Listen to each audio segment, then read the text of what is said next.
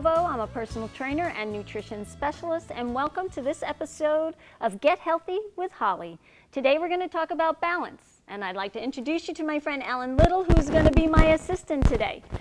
Balance is very important, no matter what age you are. As a matter of fact, you start losing your sense of balance at age 27. So if you don't use it, you lose it. Studies show that if you increase your balance, you'll also increase your cognitive ability, and if you increase your cognitive ability, you'll also increase your balance. And that is the premise that I use in my Brains and Balance classes when I teach for seniors in the surrounding area. So we do a balance exercise and we do a brain exercise, and that increases your balance as well as your cognitive ability. So one thing that's really important with balance is good posture. Good posture. So I want you to bring your shoulders up, back, and down so that your shoulders are over your hips are over your feet. That's good posture. Another thing that's really important is to have strong core. So tighten your core or tighten your tummy. I'll tell my clients, tighten your tummy, and that helps you gain your balance. If you find that you're starting to slip and you tighten your core, you'll be able to regain your balance. Yoga is also very good for balance. You do yoga, don't you? I do, yeah. And those poses, you really have to have some balance. Absolutely. So again, working on your balance increases your balance. And everybody starts to lose their balance at 27. So by the time you're a senior, you're in trouble if you don't work on it. So we work on that in all of my classes. I work on it with all of my clients. So these are a few simple things that you can do at home to work on your balance. And we're going to walk the line. We're going to do tandem walking. So let me just demonstrate, and Ellen's going to follow me. So I have put a piece of painter's tape on the rug here. You can do that at home, or if you have wooden floors, you can walk the plank, literally. Walk from one foot into the other. We call it tandem walking. So one foot in front of the other. Remember, shoulders up, back, and down. Tighten your tummy. If you have a tile, go ahead, Ellen, and do that. If you have a tile floor in your kitchen, you can walk the tile line. It's always nice to be able to have a counter, something next to you that you can hold on to if you need to. If you're walking on the wood, maybe down a hallway, you want to be able to hold on to the walls if you need to. So another thing, let's take it one step further and do tippy toes. So walk tandem walking on your tiptoes. Shoulders up, back, and down, tighten your tummy. Now I say that all the time to my clients in my class. Nice job, Ellen, nice. Okay, now here's the hard one. You're going to be walking, tandem walking, but you're going to do head swings. So every other foot, you're going to turn your head, okay? Now, don't turn it every time because that's definitely going to throw you off. It is the most challenging one, so let's go ahead, Ellen. But think about it. As you're walking across the street, you may be looking from side to side. That can throw you off balance.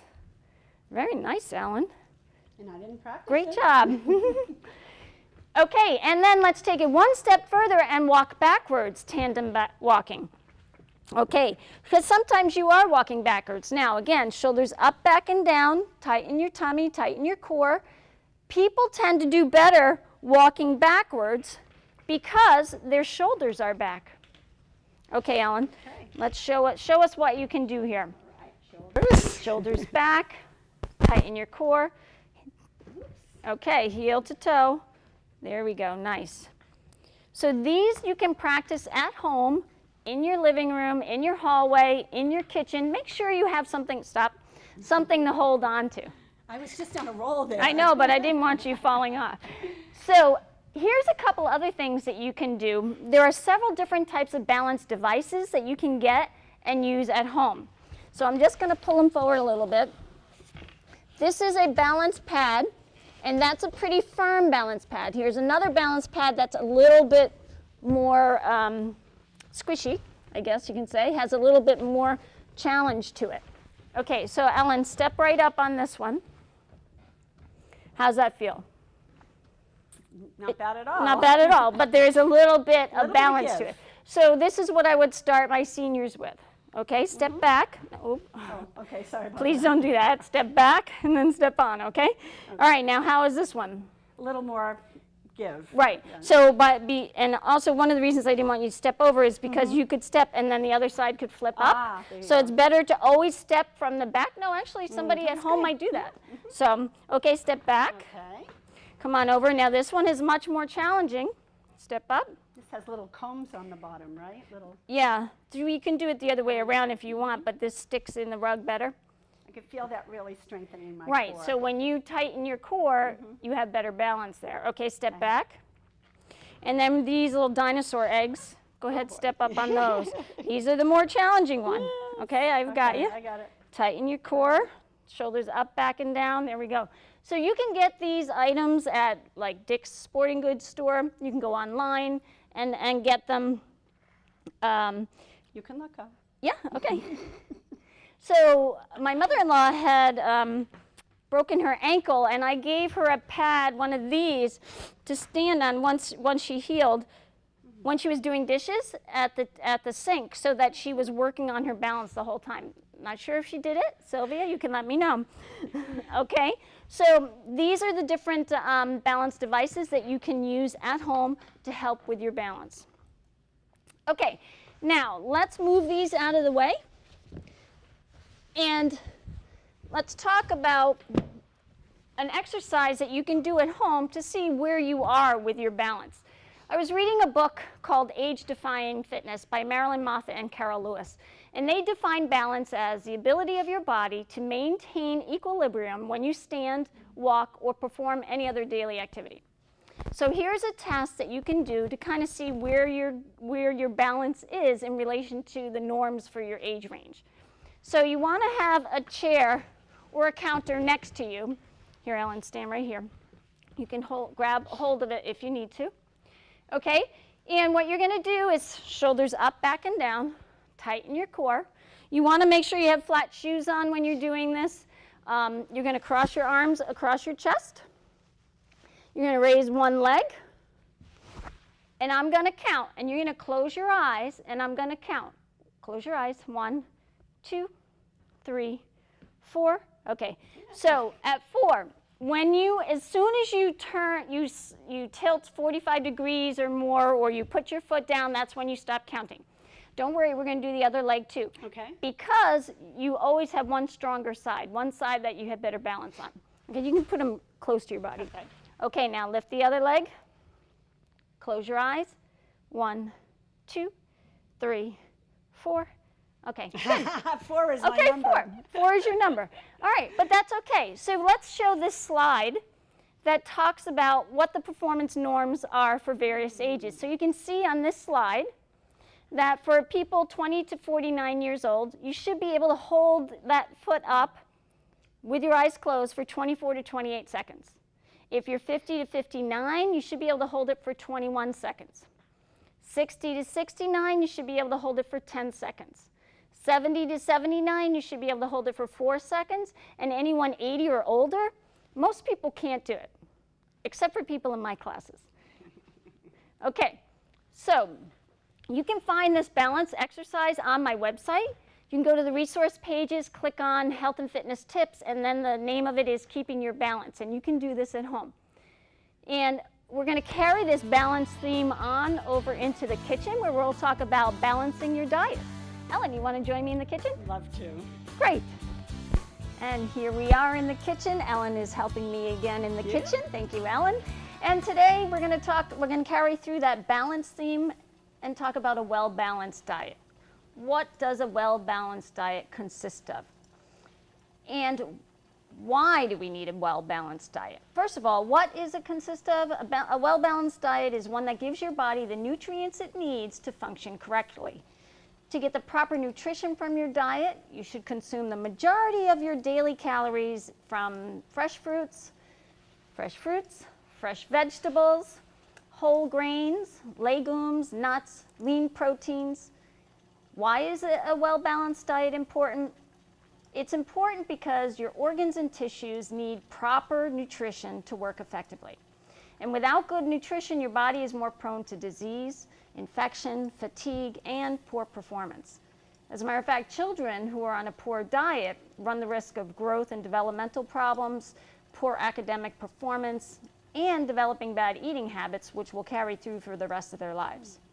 So at the core of a balanced diet are foods that are low in unnecessary fats, sugars, and high in vitamins, minerals, and other nutrients.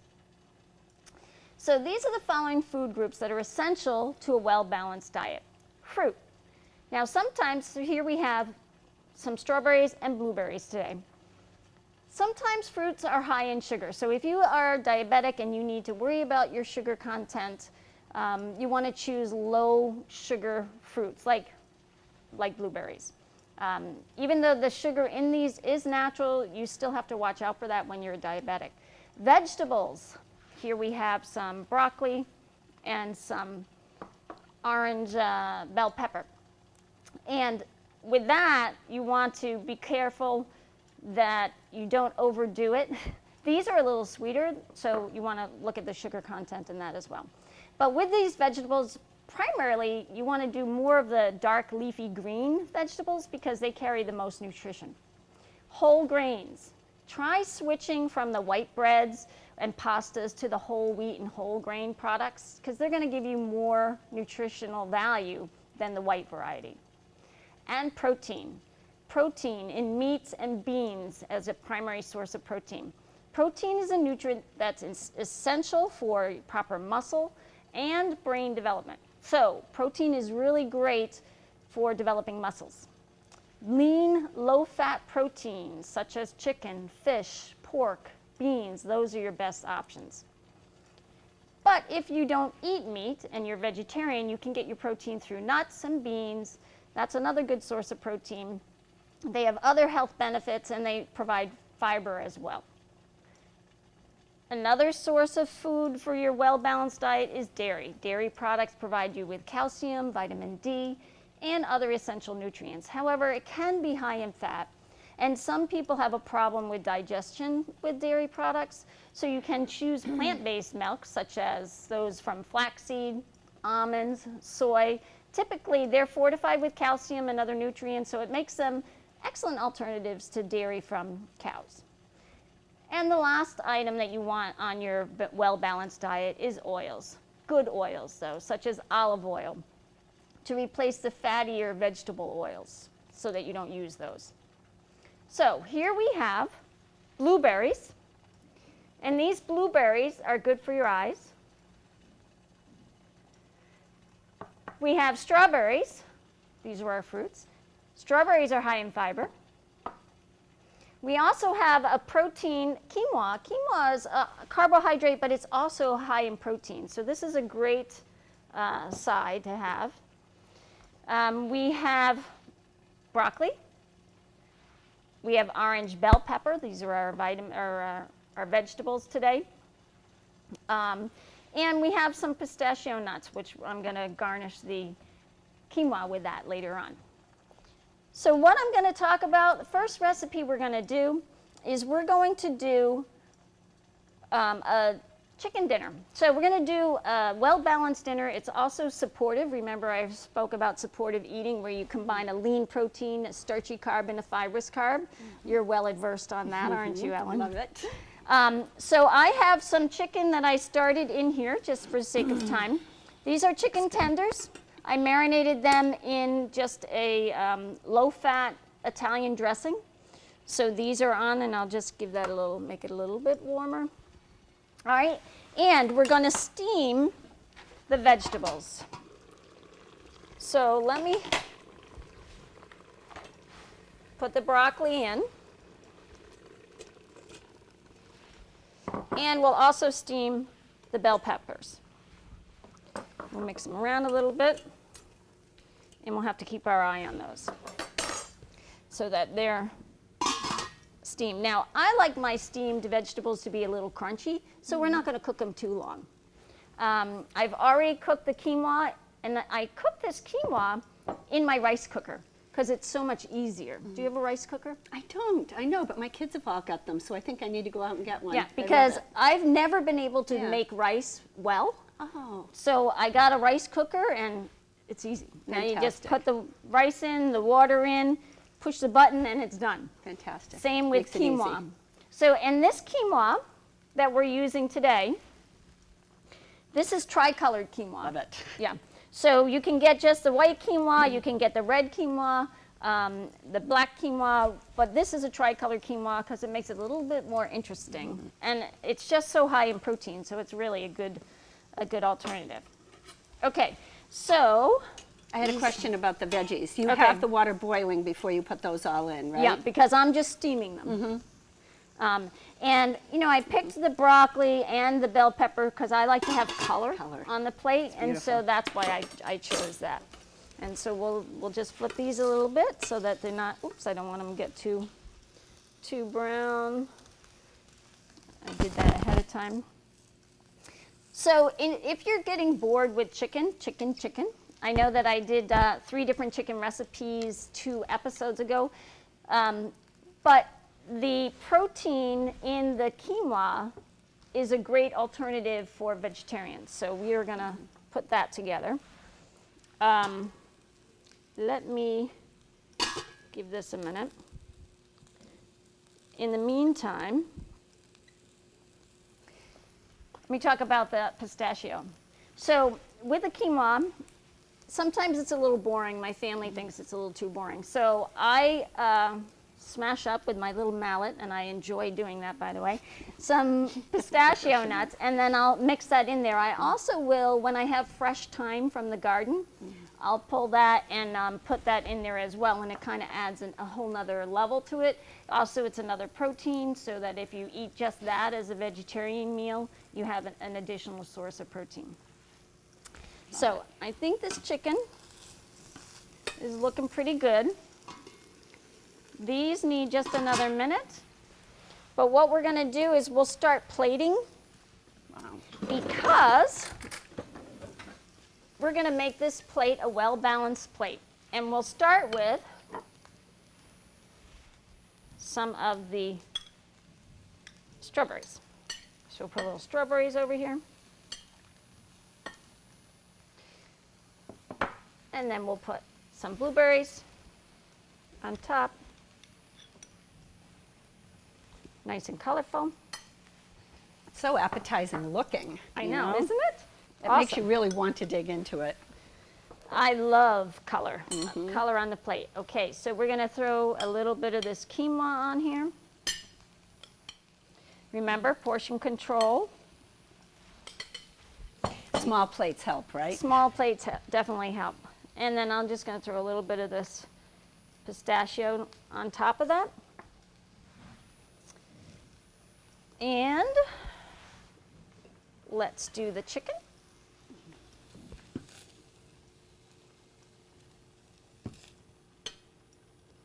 Looks fabulous. Let's make sure I turn that off. All right. And how are we doing with these steamed vegetables? Oh, looking good. Oh, they're fabulous. You can smell them too. They smell know. great. Look how colorful they are. Gorgeous. Can you get a shot of that, how nice and colorful it is?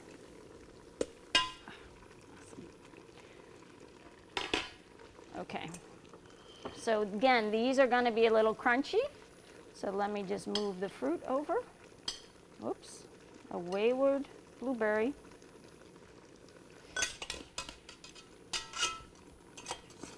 Here we go. Gorgeous.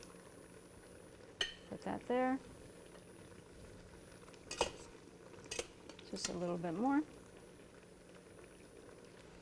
Push that over a little bit. So many different I know. textures. Maybe I should have used a little bigger plate. Let me put that back. And then we'll add just a little bit of a garnish here. So that's a very supportive, well-balanced meal. Chicken in the frying pan, just marinated with a little bit of light Italian dressing, steamed broccoli and bell pepper, some quinoa, and some fruit. Okay, so now that we have this nice plate with chicken, you may be vegetarian and not want to have chicken as your meat. So what we're going to do is we're going to make one that is a vegetarian. So we're going to start with the quinoa. A little bit of quinoa, but we're going to add to it some black beans. Now you can add whatever kind of beans you want, but I favor the black beans. Maybe I should have put some other color in there first. And then we'll add the steamed vegetables.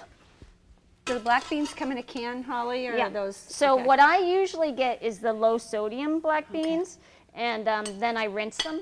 I rinse them well because I don't really want the sodium in there. All right. Good. Yep.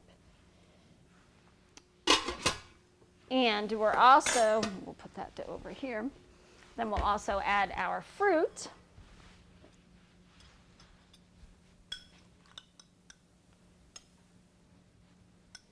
With our strawberries. So on the broccoli and the peppers, you can eat that till the cows come home, right? I mean, Yeah, but you know, again, you want to watch about portion control because you don't want to get really stuffed and expand the size of your stomach. You still want to work within the portion sizes. And so these are proper portion sizes. And just like we did on the other one, we'll garnish it with a little bit of a strawberry. Awesome. Who wouldn't want that, huh? I know. So this would be more of the vegetarian. Now, the other thing that I would do, if I would take my extra quinoa and I would make a salad. So you can have it like that, or I would mix it with the black beans. I would chop up the broccoli and the bell pepper. And maybe I wouldn't use the steamed ones and I would use fresh because then you get some crunch with it. And then that would be my salad and I could have that for work the next day, you know, for lunch the next day. So make use of whatever you're having for dinner and plan for it for the next day for lunch as well. Perfect. Okay, so let's move on to our dessert. And the theme here is high protein, low fat. Okay, so we have a high protein meal there, a high protein meal here, and for the next one, our dessert is a high protein chia seed pudding. Here's the ingredients. You have 6 tablespoons of chia seeds.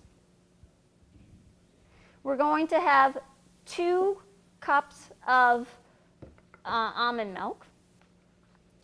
We're going to do a half of a teaspoon of vanilla extract.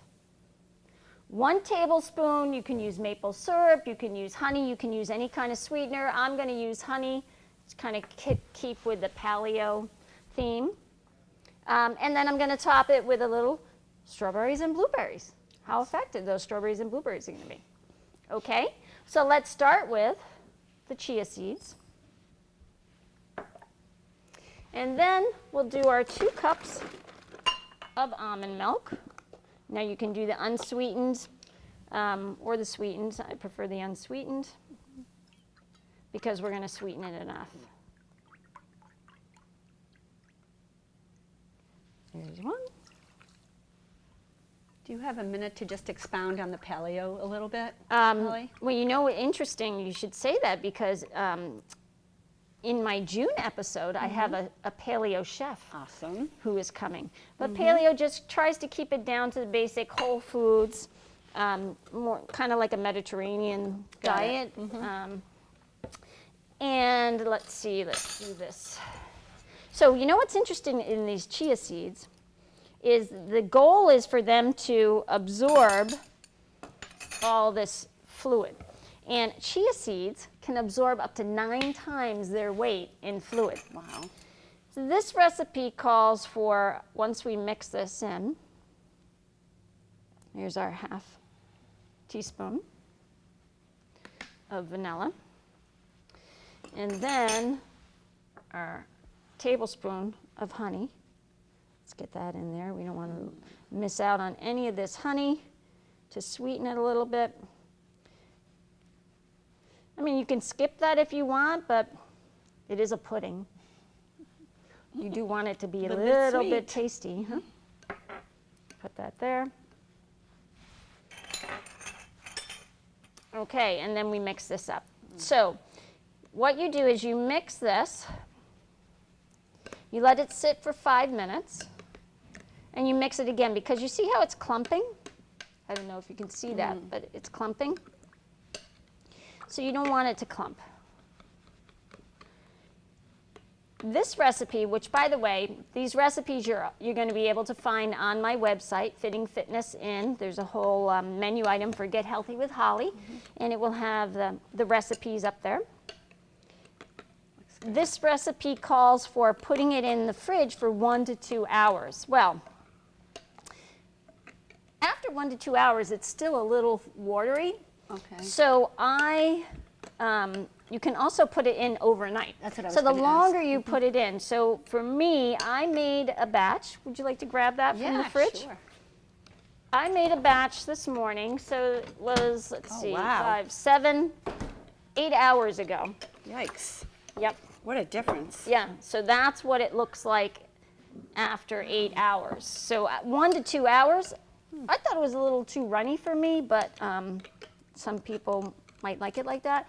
Actually, chia seeds are used a lot in smoothies. So, okay.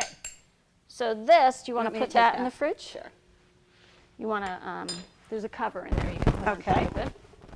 Okay, so let's dish some of this out.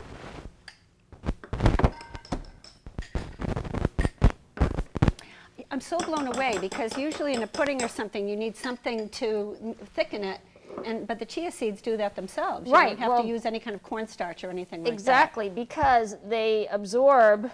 Beautiful. We're just going to do a little Wow. of that. Because they absorb and it becomes custardy.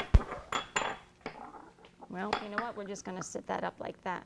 And that's our dessert, chia seeds. So let me just tell you, this pudding, 1 cup, has 223 calories. It has 12 grams of fat, 18 carbs, but it has 17 grams of fiber, 2 sugars, that's with the honey, and 10 grams of protein. So it is a unreal. huge protein-rich, well, in this case, it's dessert, but it could be breakfast. I was just going to say, I'm know? doing this for breakfast tomorrow. That's right. Absolutely. So here you go. Here you go. There's lots of low lean protein in this. It's well-balanced diets. Not only is it well-balanced, but it is well-colored, nice Gorgeous. color combination, and healthy to eat. So what I'd like to do is thank Ellen for assisting me today. Thank you very much. It was very for fun. inviting me. You can find these recipes again up on my website, fittingfitnessin.com. You can also find the balance test that we did in the balance section on my website under the resources tab. And join us next month where we'll talk with Dan Candell, who's a hypnotist, and he helps people with weight loss and overcoming anxiety. So see you next time on Get Healthy with Holly.